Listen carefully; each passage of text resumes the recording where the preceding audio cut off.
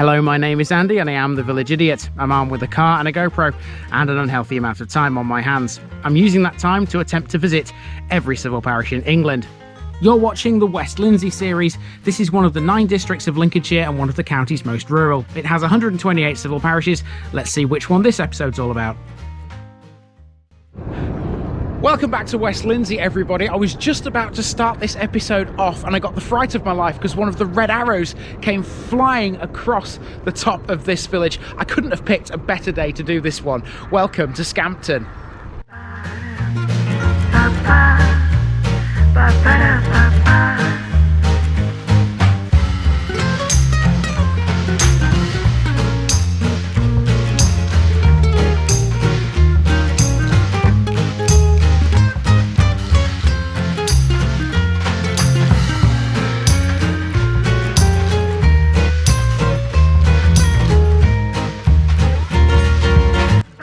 The West Lindsey series is sponsored by Gainsborough Cycles 01427 617 752.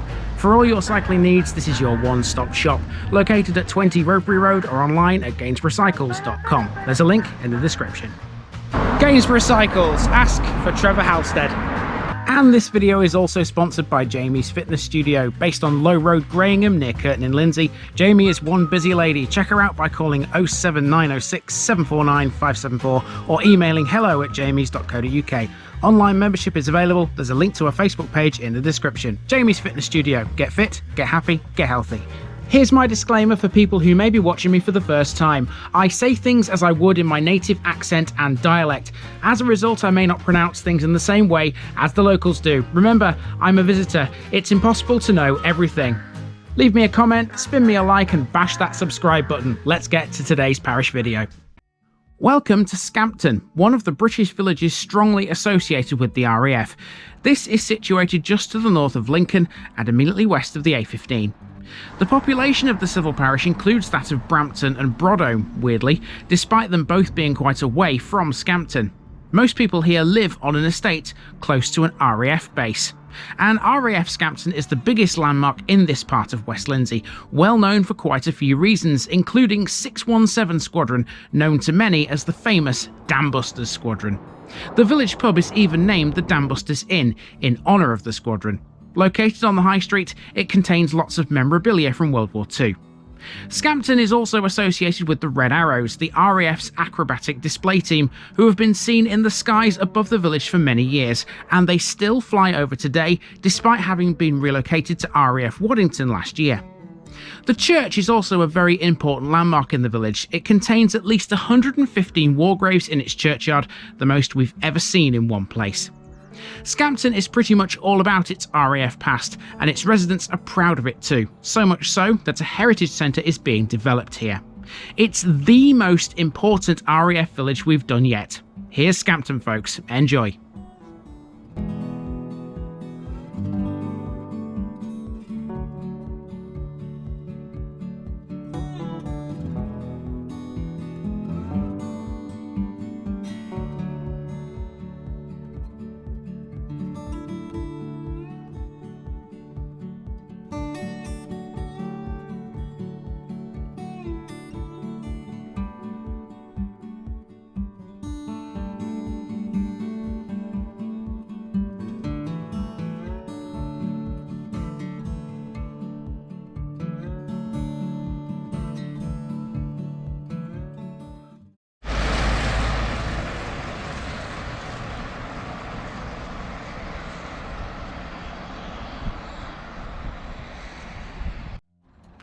Our route around Scampton begins on the B1398, or the High Street if you will. It's got some interesting properties along it, including this old bakery. This is the road which passes through nearby places like Acethorpe, Brattleby and Camringham. Like those, Scampton is generally a linear village. It's not been uncommon over the years for the skies above the village to have been filled with the roaring sound of the Red Arrows, and today was no exception. I've turned the background music off here so you can hear their thunderous roar.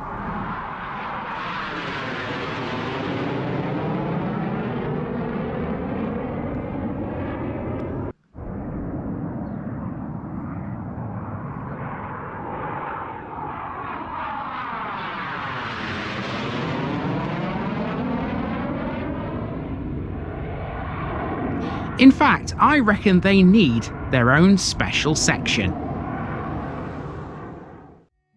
The Red Arrows are officially known as the Royal Air Force Acrobatic Team. For years, Scampton has been synonymous with them. Famed for their trademark Diamond 9 shape, the Red Arrows have been flying in displays since 1965. The planes have flown in almost 5,000 displays around the world. Initially, they were equipped with 7 Folland Gnat trainers inherited from the RAF Yellowjacks display team. This aircraft was chosen because it was less expensive to operate than frontline fighters. In late 1979, however, they switched to the BAE Hawk trainer, which is still what they use today. Since 1983, RAF Scampton was their home, barring a short time away at RAF Cranwell between 1995 and 2000. Since 2022, though, they've been based at RAF Waddington. To practice, though, they still use the airspace above Scampton, which is why you will still see them above the village. And aren't they magnificent? They move so fast through the air, it's really hard to catch them, but you can definitely hear them. I think there's just one out at the moment. I don't think there's any more than one. But if I do manage to catch some more of them, I will.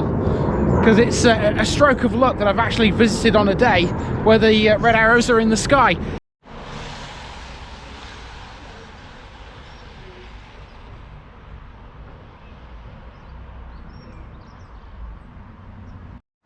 This is the Dambusters Inn, named in honour of one of the most well-known events in World War II, Operation Chastise, widely referred to as the Dambusters Raid. The raid was carried out in May 1943 by 617 Squadron, a mission that would see some 19 Lancaster bombers attack the Sorpe, Eder and Moan dams. The Dambusters used special bouncing bombs, which were developed by Barnes Wallis, designed to literally bounce on water towards their target. All that history and more is displayed on the walls inside the pub, and I imagine the Red Arrows feature in there as well. They were still flashing across the sky here. Moving away from the pub, we've got a couple of converted buildings to see. For a start, we have Manor Farm Court, with an old barn that overlooks it. If a barn isn't your thing, how do you fancy living on the other side of the road in an old telephone exchange? This house here ensures you can do that here in Scampton as well. I don't know how long this practice of the Red Arrows is going to go on for. It could be a theme throughout this entire video, could even run into the next couple. Anyway, we're at the village green. Let's talk a bit about this next. We've got a phone box to look at. Hang on. They are so fast. Unbelievable. Anyway, as I was saying, we've got the phone box to talk about. There's a school in the distance there and a weird shaped bus stop as well.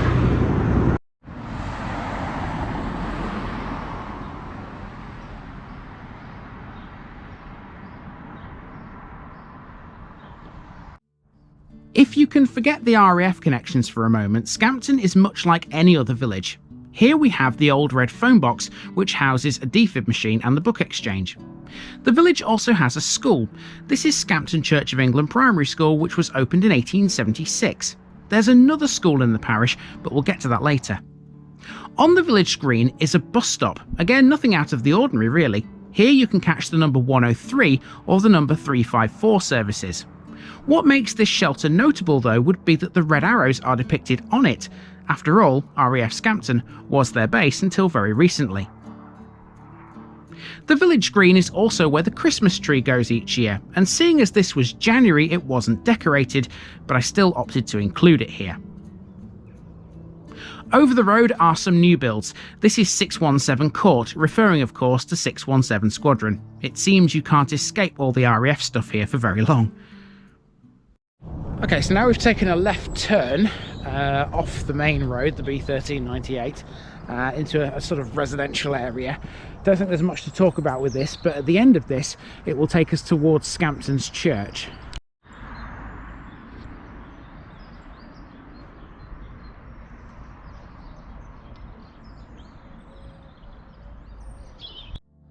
This little left turn is actually a continuation of what was the original High Street. It's just that the B1398 now bypasses this part. In fact, there are several points along the B1398 where you can see exactly where the old road used to go before the new one was constructed. By following this part of the old road, you come to Scampton's church and by extension this wing, which forms part of something called the Hampden Trail. Named after the Hampden bomber which served in the early stages of World War II, this is a cycle trail which takes you past many former RAF bases which were active during the war. The church is also in the process of being turned into the Scampton Community and RAF War Graves Heritage Centre, as this banner tells us. That's thanks to grants from the FCC Communities Foundation and the National Lottery Heritage Fund. And you'll be able to get off the bus right outside it too. Okay, I think the boys in red have calmed down a bit now. They seem to have stopped flying around as vigorously as they were a few moments ago. You know, being from Saxilby, I'm so used to seeing the red arrows. You know, they were always up in the sky, more often than not, quite frankly. And so, you know, hearing them flying overhead is not something that I'm, you know, it's not alien to me. I'm used to it. But obviously, with living in Rotherham for a while, I haven't seen them since I did that parish notice board episode last year. And so it's exciting. It's exciting for you guys as much as it is for me. We've now hit the church, as you can see behind me. We're going to talk about this, and there's plenty of war graves here. As you can see, there's a patch there, and there's quite a few more over there. So there's a bit to talk about here at the church.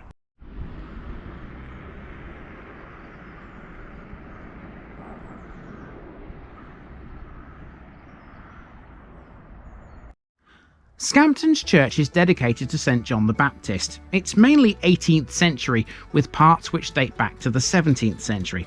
The building is impressive in itself, but here it's all about the war graves. Here there are some 64 British Commonwealth personnel, 8 German Luftwaffe airmen and a further 43 personnel who died on active service. That means this churchyard is the largest we've seen so far in terms of how many war graves it has. The sheer number of graves mean that this church receives hundreds of visitors annually. Originally, only a small plot of land was set aside for war burials, but by 1941 the churchyard had to be extended to allow for more. This is why the war graves are in 2 sections, linked by a footpath. Many who lie in this churchyard flew from RAF Scampton. The 8 German graves are from 2 German aircrews that crashed in the village. Okay, so I've walked from one end of the village to the other. The only thing I haven't really shown you is Scampton House, which is just behind the church. It's here, look. And there you go, that's where the office is for Lockwood Estates. If you can remember the West Fursby episode where I mentioned Lockwood Estates. Office is that way, and the estate is that way, Scampton House Farm. Okay, all I've got to do now is walk back through the village back to where I parked. Not a really big village, a very short walk, but of course we're not done with this one yet, because as well as Scampton Village you've also got RAF Scampton. Now, for obvious reasons, I can't film inside RAF Scampton. It's still an active MOD base, and the chances of me going in there with the camera are pretty much next to zero. However, like Hemswell Cliff, there are some married quarters. There's a residential estate just to the south of the actual base itself. I can drive onto that, and I'll do that now. And there's a part where I can actually stand on the road, as it were, and film some of the base, but certainly not all of it. But enough to talk about it. So without further ado, let's go and see RAF Scampton, shall we?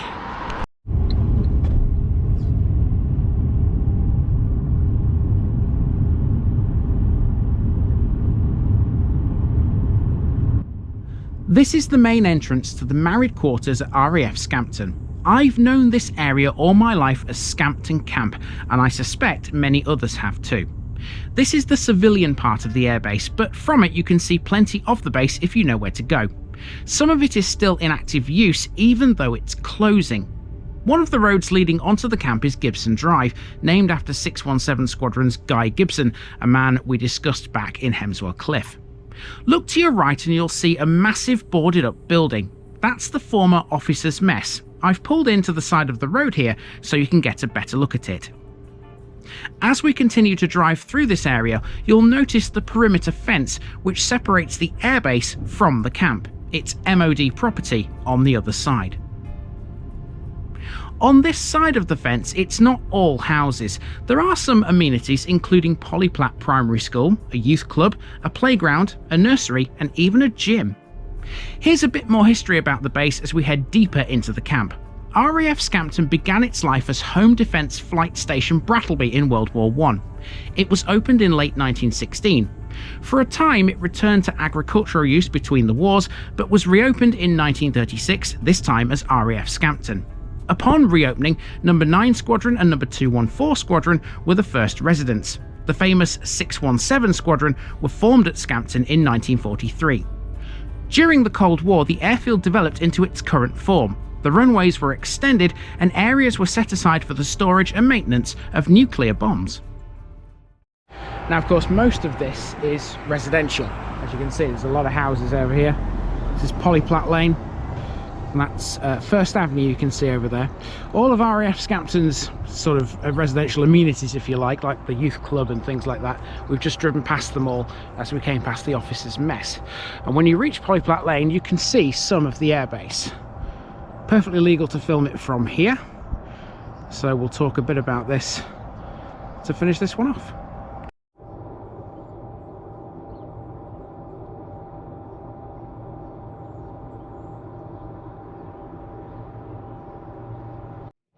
From Polyplat Lane you get a good look at most of the base.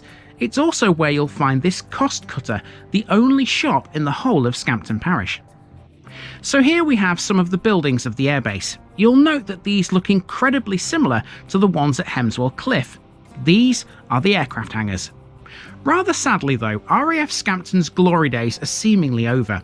In 2018, the Ministry of Defence announced that it would close the base by the end of 2022. Because the Red Arrows still practice above Scampton though, its emergency facilities and runways still have to be maintained. The base is also still used by the Mobile Meteorological Unit, staffed by full-time RAF reserve officers aiding in providing weather and climate information for local forecasts. That'll be one reason why flying a drone over RAF Scampton is not allowed, and there are plenty of warning signs around it telling you it's a no-drone zone.